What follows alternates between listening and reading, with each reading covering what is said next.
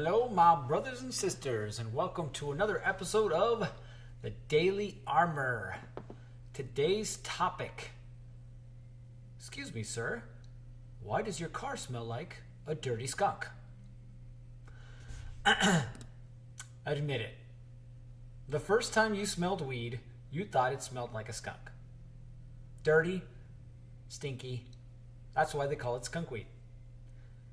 Some people think like dirty socks. I was like, oh man. I just remember going like down the freeway, and even if you didn't see it, you knew the skunk was there because that smell was so powerful. Either way, you had no idea what it was until you came across it for the first time. For me, it was in high school. Now, I can say that I never smoked weed, but I was around it plenty. If you ever went to high school, odds are you were. But I'm sure that in order to get a job as a police officer, you kind of have to distance yourself from that stuff. So one night, there I was, minding my own business, cruising down the road. And there it was, the classic traffic stop. I'm going one way, this car's coming the other, one headlight. I'm like, super easy. Ooh, turn around. Go to pull this car over. He pulls over, and I approach the man.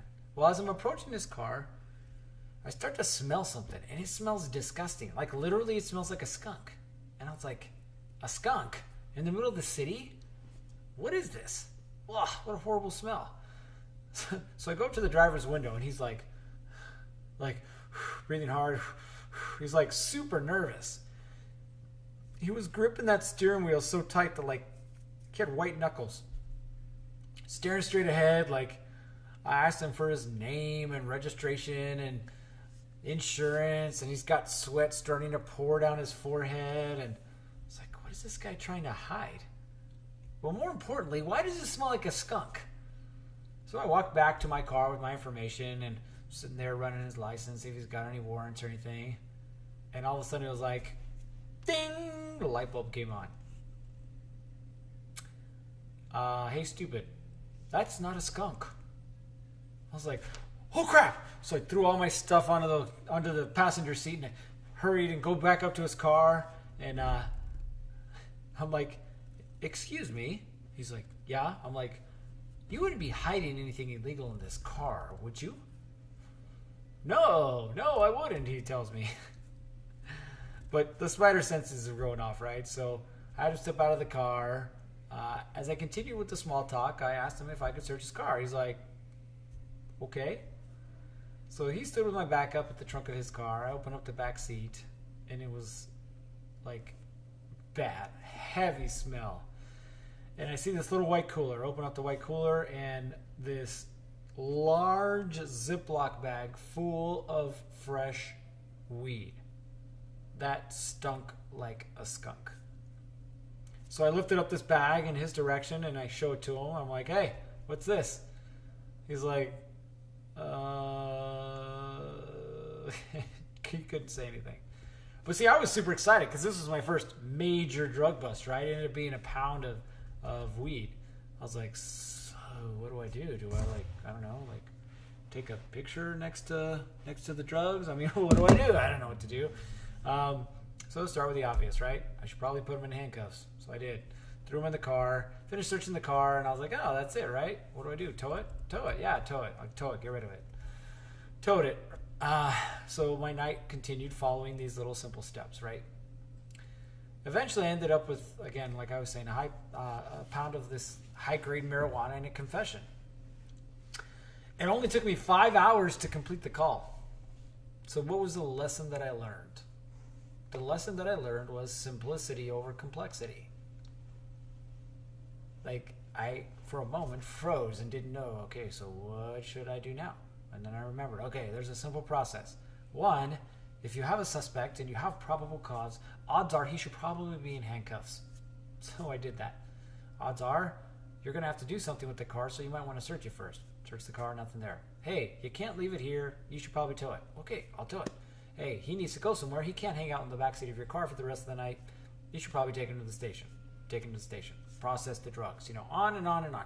These little simple steps that I followed over the complexity. Because as my first major drug bust, if I would have just thought big picture, I would have been completely lost. I don't know what to do. What do I do with this weed? Do I keep it? Do I throw it in my back seat? Do I call my sergeant?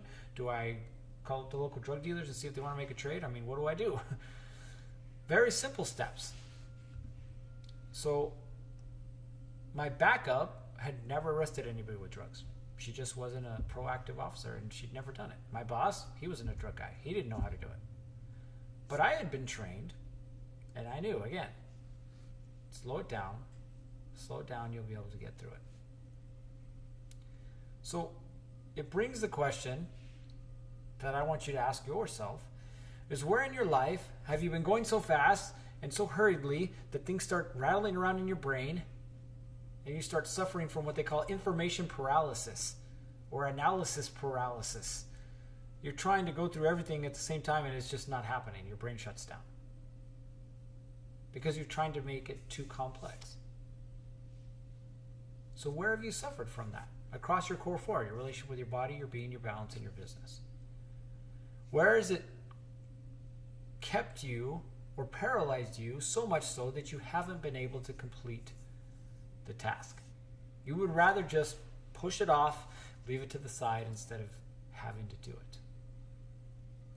Well, I want you to write this down. Write down one of these tasks that you think is too complicated.